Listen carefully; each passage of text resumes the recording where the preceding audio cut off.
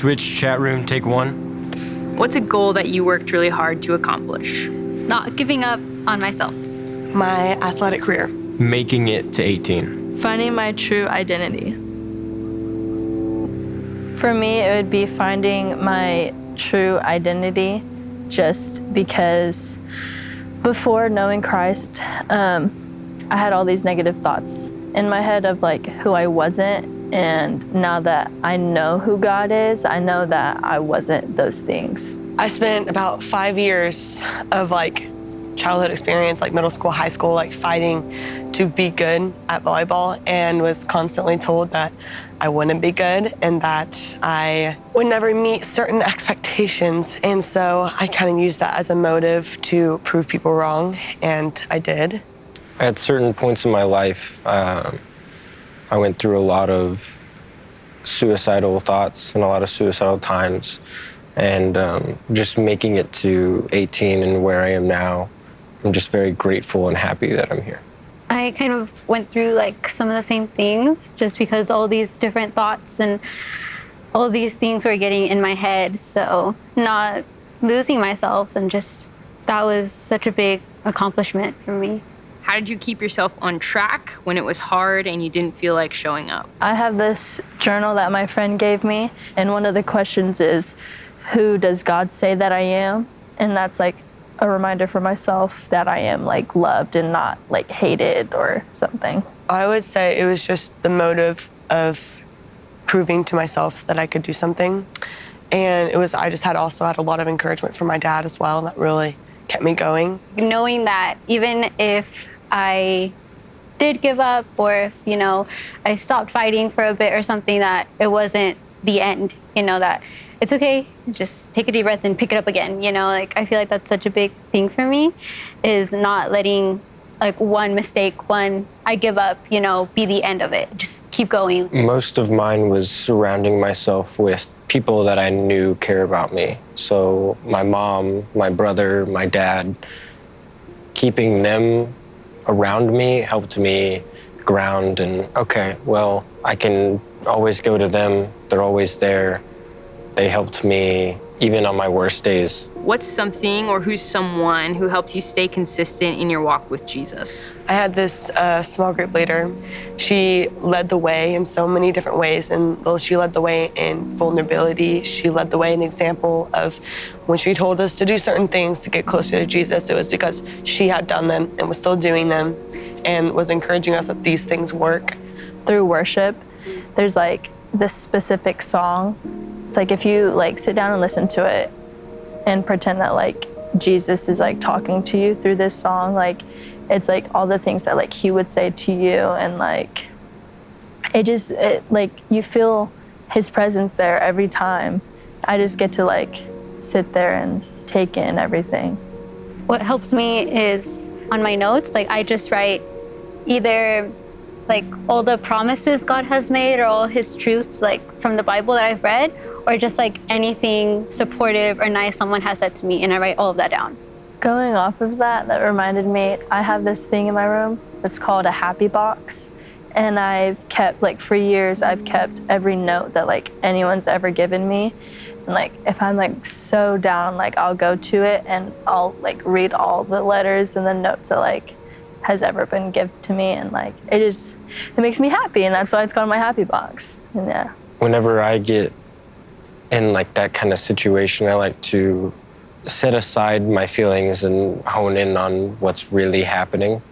So like I'll go for a drive and just no music, windows down. I'll most likely end up texting my mom and saying, hey, I need to talk to you tonight. And then we have a sit down conversation and we just talk through everything. And even if I just need to talk it out, she's always there. What does it feel like when you start to drift away from God? It feels lonely and scary. Like, it's like I'm walking blind and like, I have no idea like what I'm doing or where I'm going. It sucks. Like, I'm gonna be upfront. Like, it's horrible. Like, I hate it.